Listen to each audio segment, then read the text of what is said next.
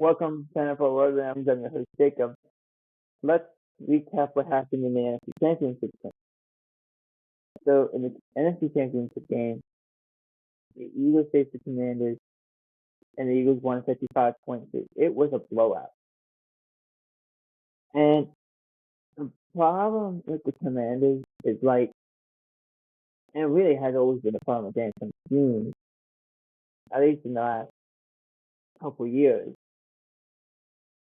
They are great pass weapons. Force the team to throw, they can attack. And that's the greatest attribute. They stink against the run. They are awful. They are really bad. Saquon Barkley does play from scrimmage 66 yards. They ran a toss with a motion and a 56-yard touchdown. After the Commanders had an 18-play drive, they got him a field goal.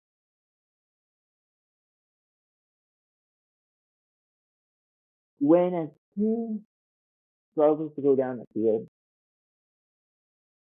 but they end up scoring, you say, okay, 18 plays, that's fine, we scored. But then you see the other team take one play and score. That's deflating. That is deflating. That is such a moment of, oh my God, we couldn't stop Saquon. Their best play. A.J. Brown didn't do a whole lot in this game, but he did more than he had in the last couple weeks. Devontae Smith, very similar. This is powered by the Brown game. The Brown game was electric. The defense was playing well. I thought this is the issue with the 15 very often. If they are behind, they don't really attempt to go down the field. It's 6-7 yards pass. Too many turnovers from the Commanders. 3 turnovers, including the fumble on their second drive. The fumble on the kick return. That's 2 now that the Eagles have gotten on kick return. And they fumble by Austin Eckler.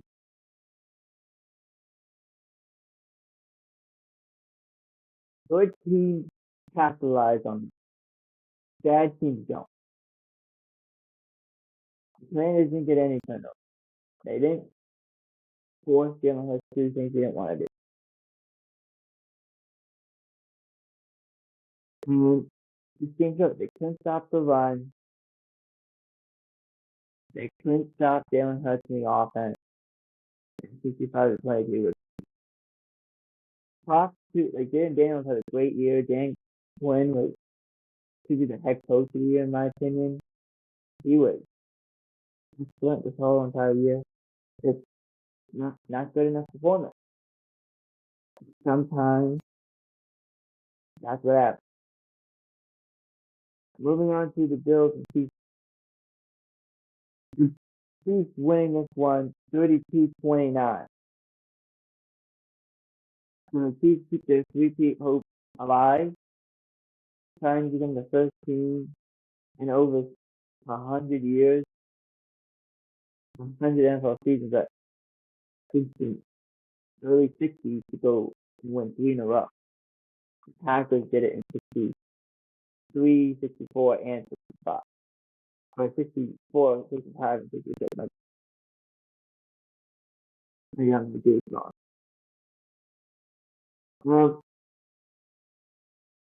Mahomes played very well, played very smart. They do have a good defense. I'm concerned. My biggest concern for the Chiefs is their ground, the run defense. They struggle against James Cook, and James Cook wasn't even in the game. James Cook had big rushes, big plays around the goal line. Saquon Barkley as well. I think James Cook was a little banged up because he didn't play a lot. Saquon's not banged up. He's gonna be ready. So the dominating O line of the Eagles against in Saquon Barkley against this rush defense. I'm not I'm not looking forward to it from the season.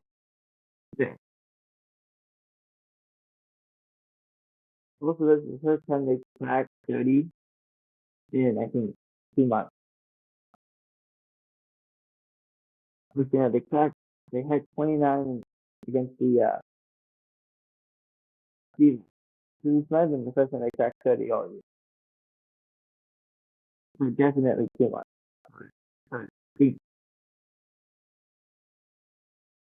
Let's move on to the Bills. I mean, defensively they went bad. George Parsons, not bad. Who's in? Everyone has in. There's no excuse. My thing is the Chiefs pick a field goal, breaking a tie, 32. You get to score 32-29. Bills have the ball with 3 minutes and 33 seconds. Why the Bills decide to throw the foot and stop the because really you have all 3 timeouts, you have a 2-minute. Your goal should be to burn as much clock as possible, make them burn timeout, under the 2-minute warning, and either score a touchdown or kick a field goal, force them to have to go down the field. Whether they have 3 seconds, 20 seconds, whatever they have. That's what you should be trying to do. You should be trying to go and do. You didn't do that. He wanted to throw it. This is a failure of your team. The defense that wasn't bad at the end couldn't get stopped. I'm gonna give him the ball back with maybe 40 seconds. So that's a failure on the defensive coordinator. It's a failure on Tom Dennett because he calls the defensive plays. It's a failure of your offense. It's a failure of Tom Dennett because if he said it's pass, that was ridiculous. If he said no, try to slow this down to a crawl, and that coordinator said let's pass. That means the coordinator is not listening. That's all. It's not good at all. The failure of Joe Brady calling pass plays because what could happen is they said gone to Josh and said Josh. On this drop, if there is not anyone open, just throw the ball. There's no the ball can't hit the ground.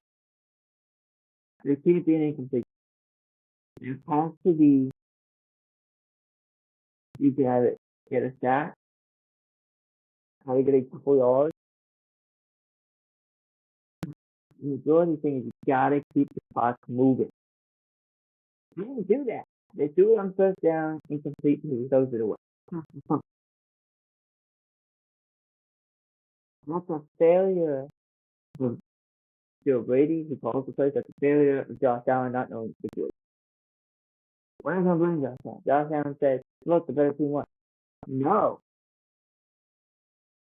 The problem was you guys did that. That's situational. Those are things that you should know. Doesn't matter. You've shown that you can run the football. You've shown that you can do staying down, burn the clock. So they have to take their time out, or they only have 20 seconds to stop. That's what you have to accomplish.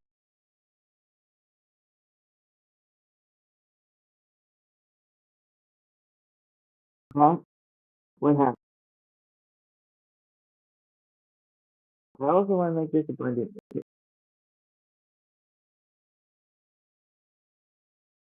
I think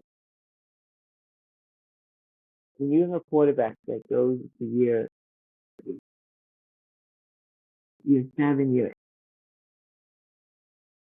and he doesn't know what he should be doing, it's getting to the point that people who play Madden are understanding more than these coaches, more than these players. That's a soccer. Soccer. It's a failure of Sean McDermott. That's a failure of Joe Brady. That's a failure of Josh Allen. That's a failure of those defensive coordinator for not being able to get a stop at the end.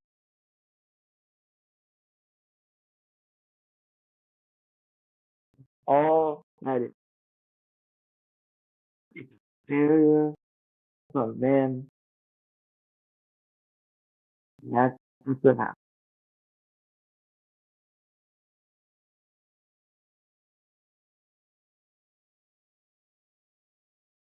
I also want to say that how many times did the Bills run like the push push and Josh Allen ran this year? You don't know. Tony Romo said that that's what he likes to do. Likes to run back. So what did the Chiefs do? They put Chris Jones, they put Dana, they put Cannell all on that side, and Josh Allen still would go left. It's more time. It was just it's nonsense. It really is. It's utter nonsense. Like if that was me, I'm looking at where I'm looking at where Chris Jones is. You say Chris Jones is here, I'm going down. Chris Jones is here, I'm going that way. I'm not going with Chris Jones. And I don't get it, and I don't get it. So at least I didn't go and try to go see Chris Jones.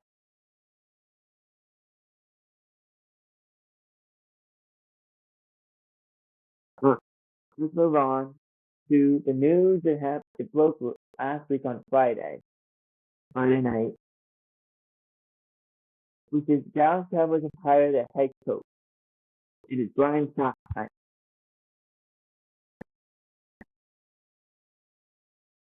It is Brian Schottenheimer. Schottenheimer has been the offensive coordinator, non-calling offensive coordinator for the last 2 years. Been with the Cowboys for was the former passing game coordinator of the Jaguars in 2021. That's what Urban Meyer. That's when that all completely fell apart. He was the offensive coordinator, play caller with the Seahawks for 3 years. So he does have experience calling plays. I I've made it very clear, very obvious. I didn't want Brian Schottenheimer to be the coach. I thought it was weak. I said it.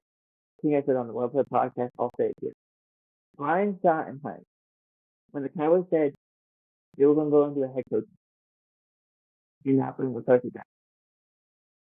That is like the equivalent of going to a restaurant, getting a meal, having a meal, and then hiring Brian Schottenheimer as the dessert. Because you ask the person, like, what do you want to have? You say, well, I'd like to have an ice cream or something else. And they come back with a stout. It feels like that. It's like, what is this? What is this? I didn't ask for a stout. I asked for a thing of ice cream. You could probably a salad. It's like the biggest, like, what in the world moment? It made no sense. The reason I didn't want Schottenheimer is this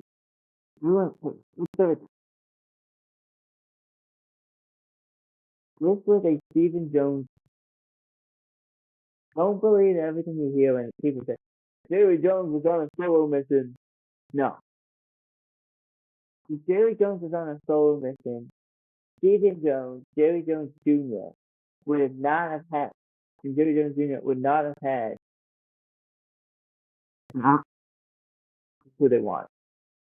Jones or Sullivan. That's not how that works. That was a lot they didn't have. This wasn't a Sullivan. Hartenheimer with Stephen Jones and Jerry Jones Jr. Those are who they want. Jerry Jones was not unanimous with that, and it took him an extra day to convince. That's what happened.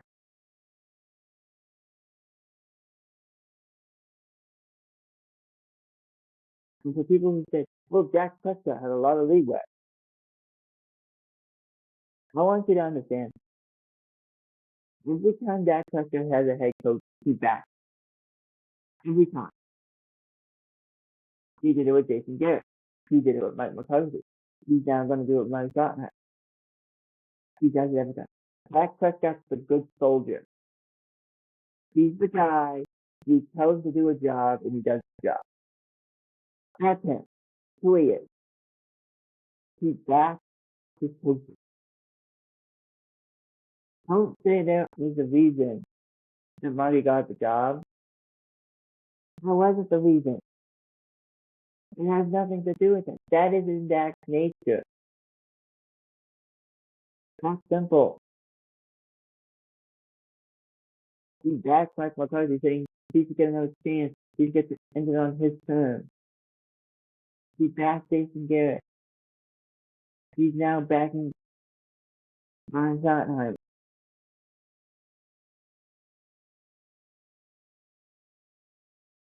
That's what he's doing. The thing that frustrates me more is you got rid of Mike McCarthy. You said Mike McCarthy was not a good enough coach. If you kept Brian Schottenheimer as your head coach, is Brian Schottenheimer, in your opinion, better than Mike McCarthy? Because if you look at his resume, Schottenheimer's been a coach for 20 years, been a coordinator for I think 14 years. He's done it all. So why wasn't he a head coach? Because people didn't think he was good. People didn't give him a head coaching interview for over a decade. That tells you something.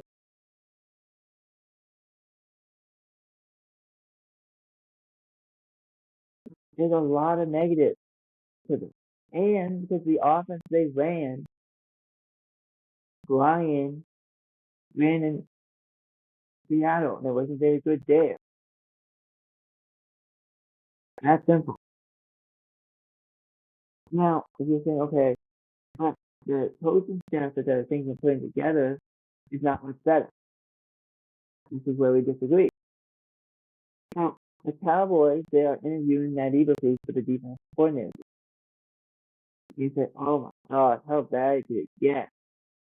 Well, Matt Eberflus is actually a really good defense coordinator. He's really good at it. He's not a good head coach. If you look at when he took over the defensive play calling duties in 2023, which I think was the week 7 in 2023, that defense got better. That defense at the end of the year was playing like a top 10 defense. He started that way this year. They had the swagger. They're playing like a top 10 defense. Then they lose to Washington. They didn't get it back. Partially on him, partially on the player. They had swagger to it. Eagles was a great defense coordinator. After he left Indianapolis and went to Chicago and didn't work there and he got fired, that defense got way worse. That's what happened. Eberflus is a good coach. He's not a good head coach, which a lot of that happened.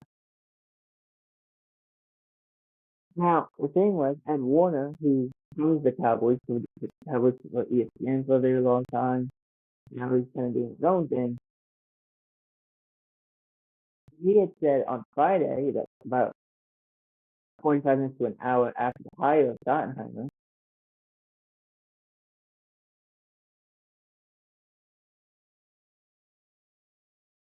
that Eagles would be the defense coordinator. It's all fine and dandy. It's a great choice. But you can't do that. You can't do that yet. Because you can't do that because the defensive coordinator is like the head coach. The offensive coordinator is like the head coach. You have to interview two minority candidates.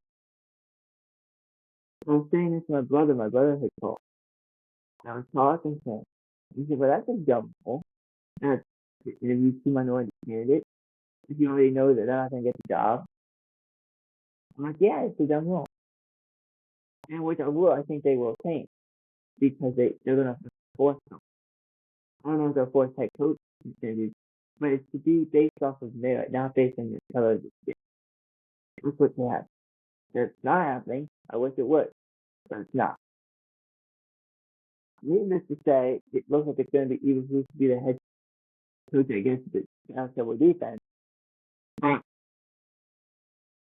I'm curious to see if it is Eagles who or how. How will he optimize my point? Now, what does this mean for Mike Zimmer? Mike Zimmer, I think, is a little disappointed that he wasn't even interviewed for the head coaching job. And has said to countless people he's more likely to retire. Maybe take an advisory role instead. He's more likely to retire. Zimmer, who's 68, has had a brilliant head coaching career. Was Minnesota, had a great head coaching year with brilliant defensive play. Yeah, I wish he would have gotten the opportunity, but he's a great mind and a talent coaching career, and it's going to be interesting to see what Dallas decides to do from that coach.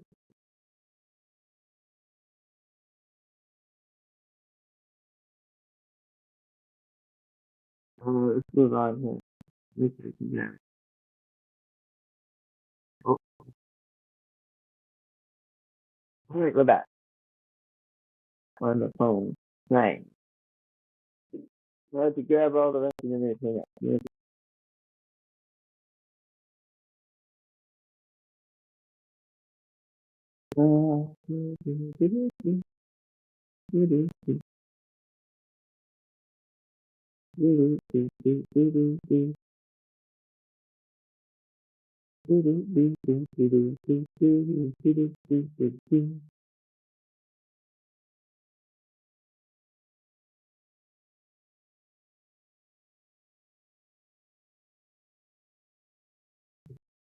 You have one more.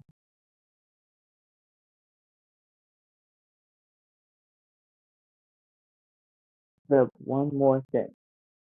All right.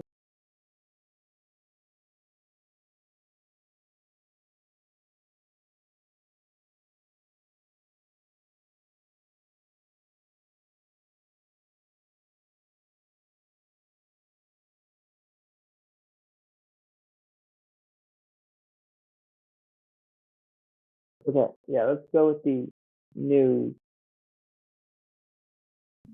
for that. So the Houston Texans players got fined on Friday. That's when they fined people. They fined people on Friday. And Joe Mixon was fined. Will Anderson were fined for criticizing the officials. Even though Joe Mixon did not say he was criticizing the officials. So there's that. But